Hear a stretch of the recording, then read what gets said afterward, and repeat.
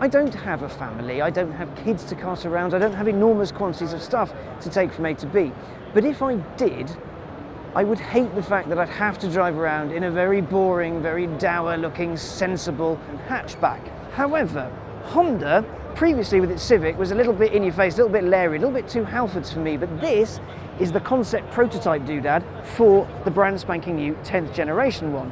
And it's a bit special. It's not quite as in your face or as loud as the current generation one. It's a bit more future-y and smooth. And the car's designer says you can see out the back of this one, because the current one you can't see out the back. There's a spoiler, there's 2 stages of glass. To be honest, it's a real pain in the arse. Honda has listened to people. So not only does the new one look good, but it's actually more practical. And as you can see, it's quite long. Its proportions are bigger, wider, angrier as well. It does look fantastic. Now, engine-wise, Honda says this is going to get a new 1 litre and 1.5 litre turbo VTEC and even a 1.6 litre heavily revised D-Tech diesel thing that practical families will like to practically bimble around town in. I did ask the question of Honda, what about the Type R?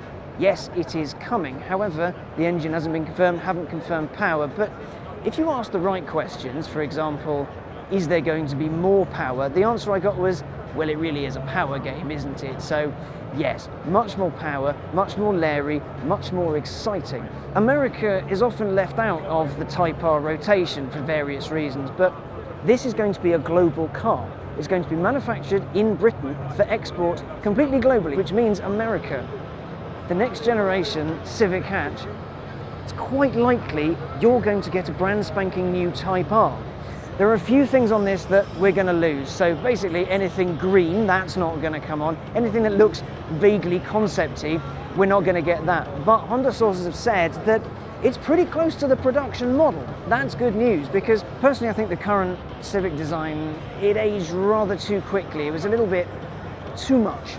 This, I think it has a definite place on the roads of the world, because that of course is where it's going to be. And I don't think it's going to age that badly, though I'm happy to be proved very right or very wrong. There's no interior on this. This is very much a concept prototypey thing. Now, even though Geneva is full of hypercars and megacars and all that kind of thing, the reason I'm telling you about this one is the fact that the current Civic Type R was tested by British Magazine around a circuit, and it was quicker than an M car and an Audi RS3, cars with more traditional sporting setups and or more power, and it destroyed them. So imagine what the new one's going to do with more power and a bit more Honda mentalness. Personally, I can't wait. Now, this car is so important to Honda that I'm told that 1/3 of all of their 15,000 engineers have worked on it. Honda doesn't want to muck this up. Even in the normal family spec, I think it might be pretty special. And you know what? I can't wait for the Type R. And America, I hope, for your sake, that you get it as well.